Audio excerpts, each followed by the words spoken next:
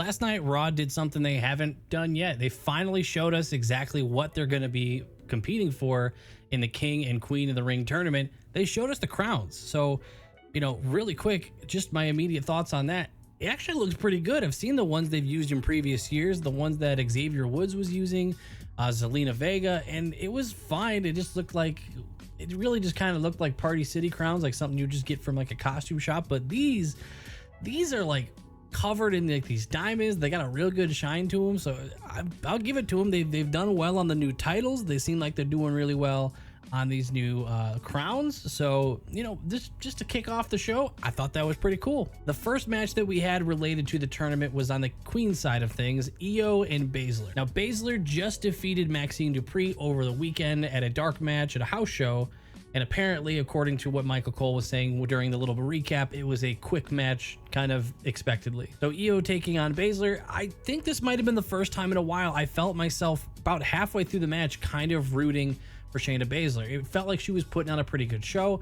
I actually felt like I was a little bit more entertained by her. I didn't see a ton of submission attempts, which maybe how often she had been doing those was kind of what was throwing me off. Submission moves I feel like are really tough for me to fully buy into, except the ones that are really showy, I guess. Maybe some by Gunther and some others, but some of the ones that they do, Shayna specifically, they don't really excite me too much. So it was really cool to see her doing a little bit more striking and some more technical moves with Io Sky. Overall, match was better than I expected, and I did find myself kind of rooting for Shayna after a little while, but I understand that they were going to go with Io. I think it makes a lot of sense. I think Io Sky winning still gives a lot of ways for the WWE to go to keep damage control seeming strong. So congrats to Io, moving on to the tournament. Next up, we had Kofi Kingston and Gunther. Now, I looked at this one and I thought this was going to be pretty done. I thought it was going to be done pretty quickly, but Kofi opened up the match, really before the match, attacking Gunther on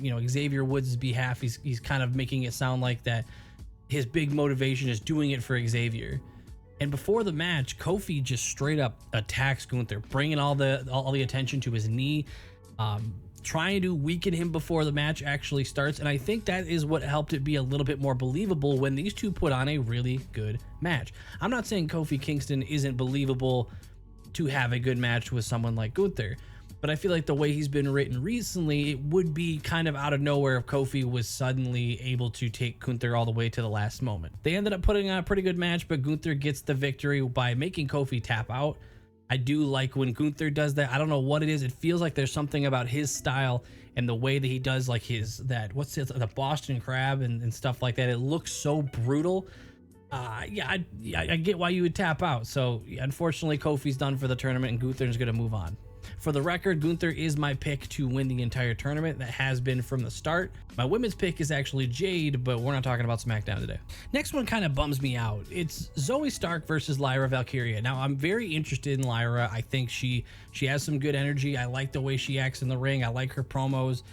It gives a little bit of Becky vibes, and it's not just from being Irish. I feel like they're interacting really well, and I kind of see where she's pulling from. It seems like she's pulling a little bit of energy from Becky Lynch. But the thing is, man, I've been rooting for Zoe Stark to get a shot at something bigger since she came up last year. Now, granted, she did get a title shot against Rhea Ripley, and I like that match. There was a couple iffy spots, if I remember correctly. I remember there was some weird moment in it. I can't remember what it was specifically. But other than that, it does feel like Zoe has been kind of stuck in one spot for quite some time.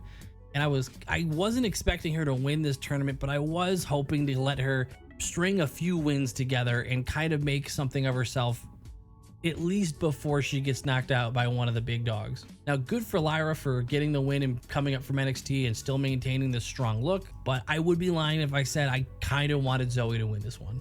Now, the final match that was related to the tournament was the main event, which was Jay versus Ilya Dragunov.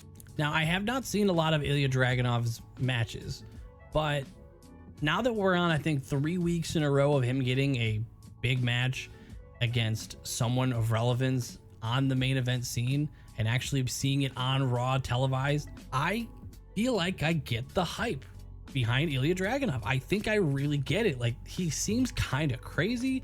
He seems exciting. And during this show, we did get a little bit of a stare down between Ilya and Gunther. So that really, once Gunther actually defeated Kofi, it put a lot of pressure on this match to see Ilya move on to the tournament and give what a lot of people are asking for, Ilya versus Gunther. But Jay decides to pull out the best spear I have ever seen him give and pull out the win.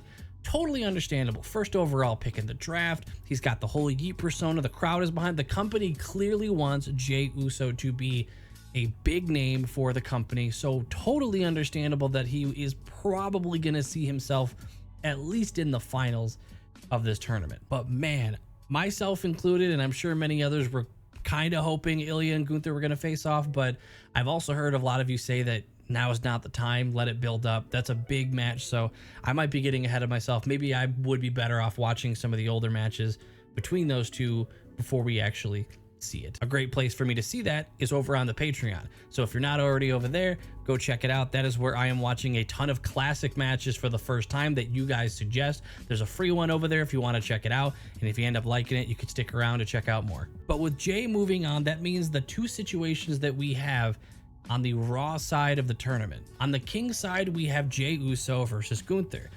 That's a really tough matchup to pick up. Like, that's going to be tough to guess. I could see the argument for both sides. I feel like Gunther is ready to win something like this and insert himself into the main event scene, having a reason to go for the World Heavyweight title. But on the other hand, everything I just said, it's very clear the company is loving Jay Uso and wanting him to be a face of the company. With all the ways they've been putting him on display, I could totally see him winning this match. So all we can really hope for is that regardless of the result, they put on a banger of a match. Now, they did have a good match previously when Jay was trying to win the Intercontinental title from Gunther. But at the end of the day, I think I'm completely fine with either one of these two moving on. They've both given me plenty of reason to root for them in the past. So I'm totally down just to see whatever crazy match they end up putting together. On the women's side of things, we have Io Sky versus Lyra Valkyria. Now, there's two ways this can go. Obviously, that was dumb. But what I mean is there's two ways that you can look at this. Someone who has already been established could bring up their faction like Io Sky, or they could go all in on Lyra Valkyria going to the finals and really cementing that, you know, there's a chance when you come up from NXT, there's a real shot that you are going to get put on a big pedestal immediately. Now, I don't watch enough NXT at this point to know how much they seem to love Lyra. I don't know how they've treated her down there. I know that she is a former champion, but I think there is reason to believe that she could win. The reason I believe that she will not is because I am sticking with my pick that Jade, or maybe Bianca, I'm going to stick with my pick of Jade though, is going to win the tournament. So if I believe Jade is going to win the tournament, who do I believe is the best matchup for Jade to put on a good show on the final day? I think that's going to be the one with a little more experience. I think that's going to be Io Sky. Io has the size to make Jade look like an absolute powerhouse, and she can do all these high-flying things to kind of take away from Jade needing to finally do a full match without a teammate. One could definitely make the argument that the reason Jade won't make it to the finals is because WWE might not be ready for her to be in that match by herself. But I say that's stupid. They brought her here for a reason. She's been getting a lot of practice, and I am excited to see that happen. You got Gunther versus Uso. You've got Io Sky versus Lyra. Who are you picking? Let me know. I'll see you in the next one. Thank you so much to the patrons that are on the screen now. See you guys later.